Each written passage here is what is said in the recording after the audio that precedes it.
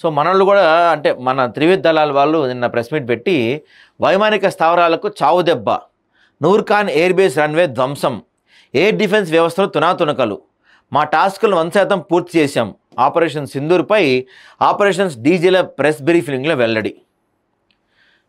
కరాచీ కంటోన్మెంట్పై కూడా దాడి చేశారంటండి మనోళ్ళు.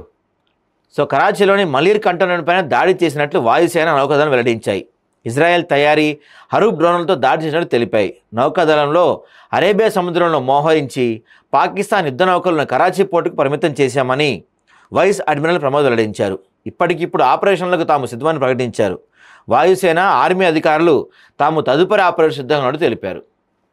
సో ఇందులో అడిగారు మనోళ్ళు, ఏంటి మన ఈ యుద్ధ అమెరికాకు సంబంధించిన అణుస్థావరాలపై మనం దాడులు చేసామని మీడియాలో వార్తలు వస్తున్నాయి కదా, అవి ఏంటంటే అసలు ఆ అణుస్థావరాలు అక్కడ ఉన్నాయని కూడా మాకు తెలియదని చెప్తున్నారు వీళ్ళు. కానీ ఇక్కడ మన దగ్గర మాత్రం సోషల్ మీడియాలో పెద్ద ఎత్తున వాళ్ళ అణుబాంబులు, వాళ్ళ అణుస్థావరాలపై మనం అటాక్ చేసేసాం, అందుకే భయపడిపోయారు వాళ్ళు, మన కాళ్ళ బేరానికి వచ్చేసారు, మన కాళ్ళు పట్టుకుంటున్నారని చెప్పి మనం సోషల్ మీడియాలో ప్రచారం చేసుకుంటున్నాం. కానీ గ్రౌండ్ లెవెల్లో చూస్తే అసలు మన వాళ్ళు ఆ జోలికి ఇవ్వలేదని చెప్తున్నారు. ఇక్కడ ఏంటంటే ఏది నమ్మాలి, ఏది నమ్మకూడదు, ఏది నిజం, ఏది అబద్ధం అనేది ఎవరికి తెలియని పరిస్థితి అయిపోయింది. వీళ్ళేమో మన డీజీఎంఓ ఆఫీసర్లేమో పాక్లోని 11 ఎయిర్ బేస్లు మేము కూల్చేసాం, భారత్ వైమానిక దాడుల్లో పాక్ ఎయిర్ బేస్లకు భారీ నష్టం వాటిల్లినట్టు ఏకే భారతి వెల్లడించారు. అత్యంత ఖచ్చితత్వంతో మేము ప్రయోగించిన క్షిపణులు లక్ష్యాలను ఛేదించాయి.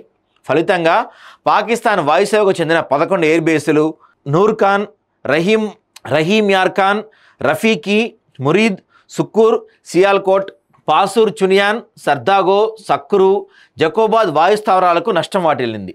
నూర్ఖాన్, రహీం యార్ఖాన్ ఎయిర్ బేస్ రన్వేలు దెబ్బతిన్నాయని వివరించారు. నూర్ఖాన్, రహీం యార్ఖాన్ ఎయిర్ బేస్లపై దాడి దృశ్యాలను మీడియాకు చూపించారు. రావల్పిండిలోని నూర్ఖాన్ ఎయిర్ బేస్లో పాకిస్తాన్కు చెందిన ఎయిర్ మొబిలిటీ కమాండింగ్ ఉంది.